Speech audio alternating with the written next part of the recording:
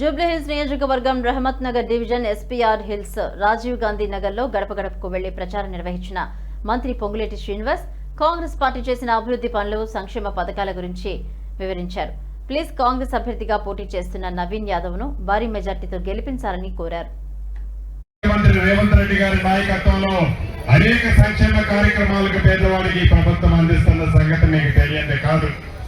అందులో భాగమే సన్న బియ్యం కానీ, కొత్త రేషన్ కార్డులు కానీ, పాత రేషన్ కార్డులలో కొత్త పేరు చేర్చడం కానీ, ఇందిరమ్మ ఇళ్లు కానీ, ఆడబిడ్డలకు ఆర్టీసీ బస్సులో ఎంత దూరం ప్రయాణం చేసినా ఉచిత బస్సు సౌకర్యం కానీ, ఇలా చెప్పుకుంటా పోతే అనేక సంక్షేమ కార్యక్రమాలు పేదవాళ్ల పక్షపాత పార్టీగా ధనిక తెలంగాణ రాష్ట్రంగా ఉన్న ఈ తెలంగాణ రాష్ట్రాన్ని ఆనాడు పరిపాలించిన 10 సంవత్సరాల్లో ఎలా కొల్లగొట్టి పేదవాడి ఆత్మ గౌరవాన్ని తాకట్టు పెట్టి ఈ తెలంగాణ రాష్ట్రంలో 1,00,000 కోట్ల పైగా ఎలా సంపాదించారో మనకు తెలియంది కాదు.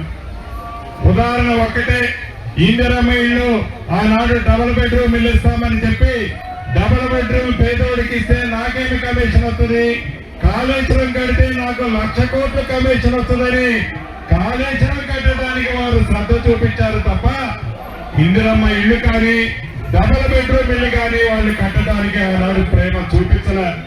ఈ ఇందిరమ్మ ప్రభుత్వంలో మీ దీవెనలతో వచ్చిన తర్వాత గౌరవ ముఖ్యమంత్రి రేవంత్ రెడ్డి గారి నాయకత్వంలోని ఈ ప్రభుత్వం పేదవాళ్ళకు అండగా ఉండటం కోసం మొదటి విడతనే రాష్ట్ర వ్యాప్తంగా 4.5 లక్షల ఇల్లు ఇచ్చాం.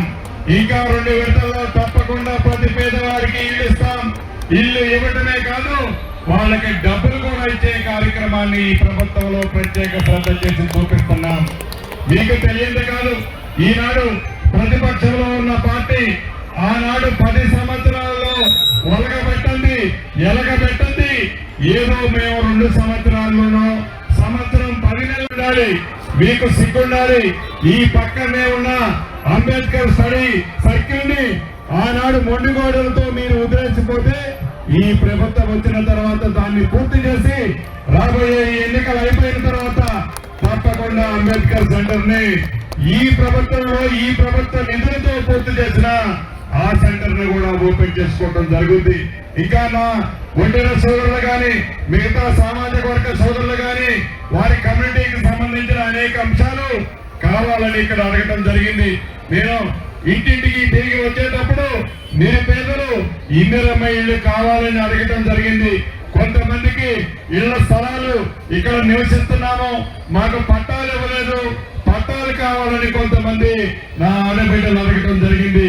ఆ శాఖ మంత్రిగా తప్పకుండా మీ దీవెనతో ఈ విడత మొదటి విడతలో ఇంకా 3 సంవత్సరాల 2 నెలలు ఈ ప్రభుత్వం అధికారంలో ఉంటుంది. ఎన్నికలు అయిపోయిన తర్వాత తప్పకుండా మళ్ళీ నేను ఇక్కడికి వస్తాను.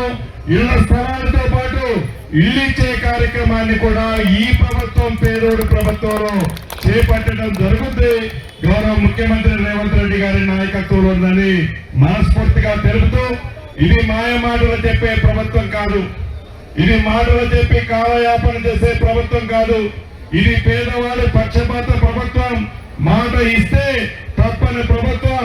ఈ ప్రభుత్వం గౌరవ ముఖ్యమంత్రి రేవంత్ రెడ్డి గారు నిన్న చెప్పినట్లు అనేక సంక్షేమ కార్యక్రమాలు ఈ బస్తీ వాసులకు కూడా ఈ ప్రభుత్వ పక్షాన్ని ఇచ్చే కార్యక్రమాన్ని తప్పకుండా చేపడతామని మనస్ఫూర్తిగా తెలియజేసుకుంటూ, ఈనాడు ఈ డివిజన్ లో పెద్ద ఎత్తున